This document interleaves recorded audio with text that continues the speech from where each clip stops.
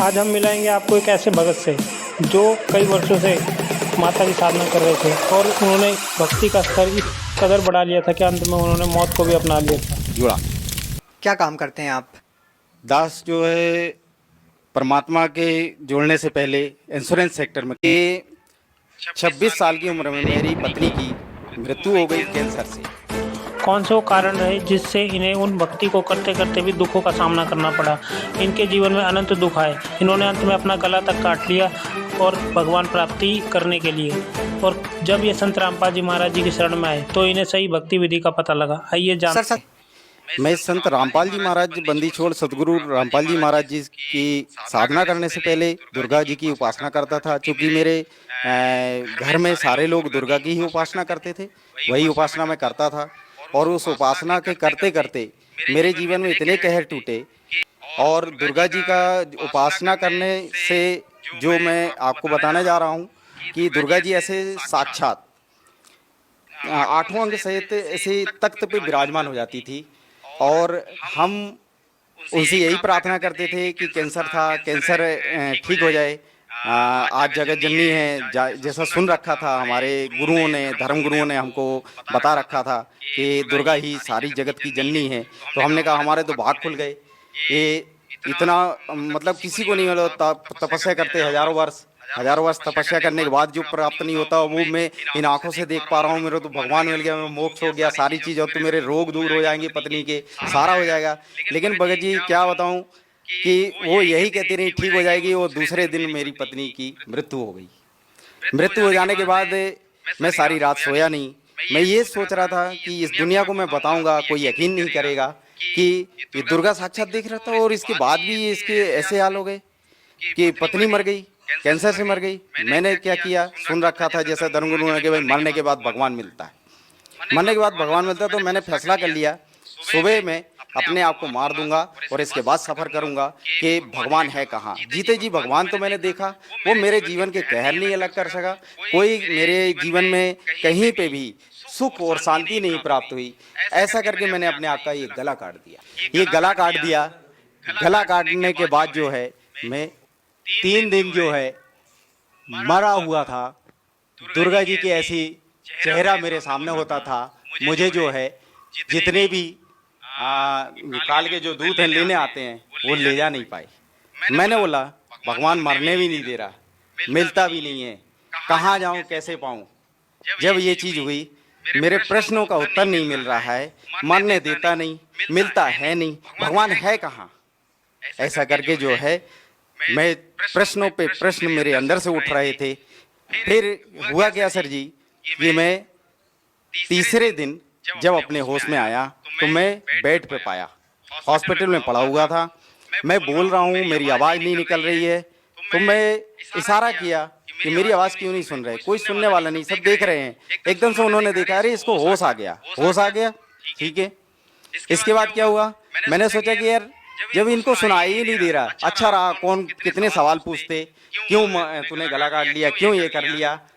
मैंने बोला अच्छा रहा, चल एक काम तो अच्छा किया मेरे जीवन में, कम से कम बोलने का जो था वो बंद कर दिया। किस किस को जवाब देता मैं। ऐसा हमें ज्ञान दिया, शास्त्र के विरुद्ध ज्ञान दिया और उसकी जानकारी दी। उसी पद्धति को हमने जीवन में सुना, आचरण में लिया, उसको करते रहे। उसको करने के बाद परमात्मा कहते हैं, बंदी छोड़ सदगुरु रामपाल जी महाराज अपनी वाणी में कहते हैं कि भाई जो 3 देव की करते भक्ति उनकी कभी ना होवे मुक्ति। परमात्मा अपनी वाणी में फिर कहते हैं कि माई मसानी शेर शीतला भैरव भूत हनुमंत, जो इनको पूजता है हम कोसों इनसे दूर होते हैं। परमात्मा अपनी वाणी में कहते हैं। हमको ये बात मालूम नहीं थी क्योंकि हमको सच्चा ज्ञान देने वाला कोई गुरु आज तक नहीं मिला। क्या आप ये कह सकते हैं कि संत रामपाल जी महाराज की शरण में जाने के बाद आपकी वो खोज पूरी हुई?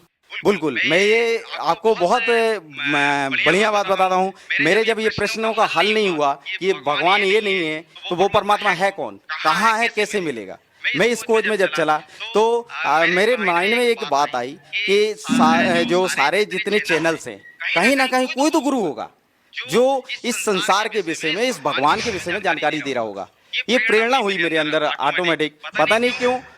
मैंने फिर सारे चैनल सुबह से बैठता था, दिन के 6-7 बजे जो है मैं बैठ जाता था और 11-12 बजे तक मैं चैनल देखता था, सत्संग सुनता था, देखता था कोई राम की कथा सुना रहा है, कोई विष्णु जी को बता रहा है, कोई जो है कृष्ण जी को लीला बता रहा है, लेकिन कोई इसके आगे की कोई कथा ही नहीं बता रहा है। जब नहीं बता रहा तो मैं उनको फिर मोल्ड करते जाता था, मतलब उनको चैनल चेंज करते जाता था। नहीं मिलता था, थक जाता था, दोपहर में खाना खाता, फिर सो जाता, 3 बजे फिर उठता, शाम के 6 बजे तक चैनल देखता मैं। चैनल देखने के बाद वही कोई राम कथा, कोई कृष्ण जी की लीला बता रहा, वो गोवर्धन पर्वत उठाए, इसके आगे कोई ज्ञान ही नहीं, कोई नहीं। कोई हनुमान जी की उपासना बता रहा, आप ऐसा कर लो, ये हनुमान जी ऐसा चमत्कार कर देंगे, हनुमान जी पूर्ण परमात्मा है कलयुग में।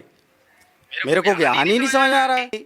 मुझे जो है ये प्रश्नों का उत्तर एक दिन जो है बंदी छोड़ सतगुरु रामपाल जी महाराज जी का चैनल देखा, उसमें बंदी छोड़ सतगुरु रामपाल जी महाराज जो है दुर्गा कैसे पैदा हुई, कहाँ से इसकी उत्पत्ति हुई, ये सदग्रंथों में प्रमाण करके सब कुछ बता रहे थे। और जैसा मैंने उनका ज्ञान सुना, मेरे तो पैर तले से जमीन ही खिसक गई कि ऐसा अनमोल ज्ञान, ये परमात्मा आप तो ऐसा अनमोल ज्ञान बता रहे हैं मालिक। मैं कहाँ खोज रहा था परमात्मा, आप तो यहाँ मिले मालिक मुझे। मैं तो कहाँ ढूंढा, गला काट दिया परमात्मा। आपको तो ढूंढते ढूंढते मालिक आपने मुझे ऐसे दर्शन दिए।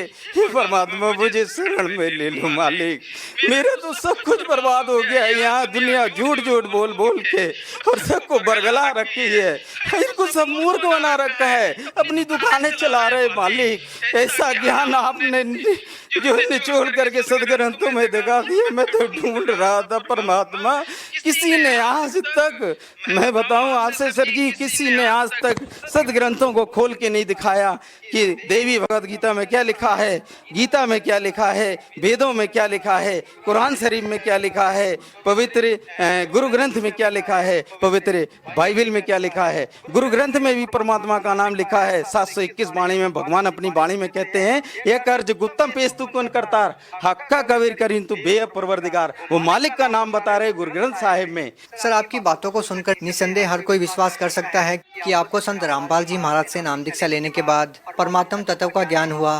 परमात्मा कौन है, कहाँ है, कैसे है। हम आपसे कि मैं 5-5 लीटर शराब तक पी जाता था, लेकिन वो कोई जान नहीं पाता था, कोई पता नहीं कर पाता था।